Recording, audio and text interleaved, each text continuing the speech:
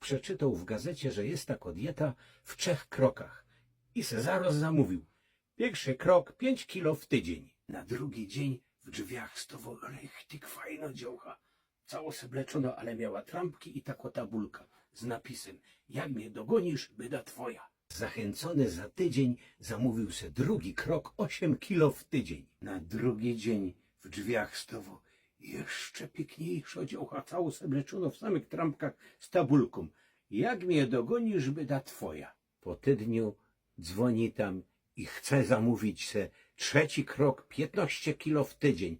Ale ta mama mu go do tam z drugiej strony słuchawki: panie, ale pan się tu musi zastanowić, czy pan naprawdę chce. Ja chcę. Na drugi dzień w drzwiach stoło taki wielki, fajny, wysportowany, cały nagi chłop w samych trampkach z tabulką. Jak cię dogonia, będziesz mój. Z łazienki po kąpieli wyszła kobieta, ale tako zadowolona, tako szczęśliwo, uśmiechnięta. I go do mężu: popatrz, jaka to jest cudowna dieta. W ciągu jednego dnia kilo mniej.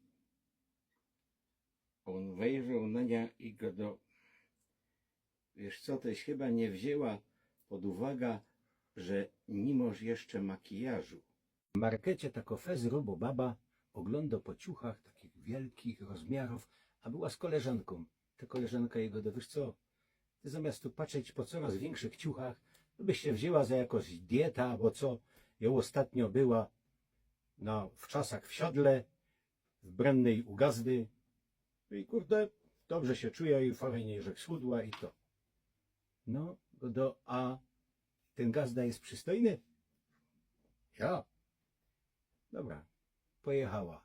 Przyjechała nazad, zaś się spotkały. No jak tam po tych wczasach, wiesz co, ten gazda w ogóle mną nie był zainteresowany.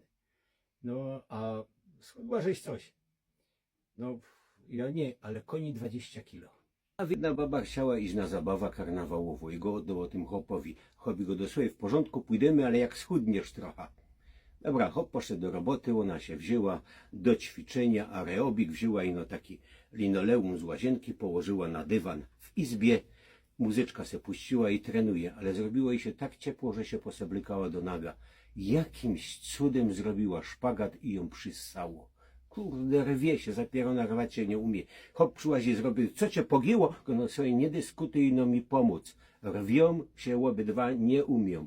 Poszedł po sąsiada go do: kurde, no przykryj się tu trochę ręcznikiem. Przyszedł sąsiad, w dwójka rwią, nie umieją ją urwać. W końcu ten sąsiad patrzy: no coś, cofnij na ten ręcznik. Jak, co będziesz mi... I wiesz, cicho. I wsięł się i tak: no co będziesz mi... cicho być. Na wilgnie przesunęmy na dywan.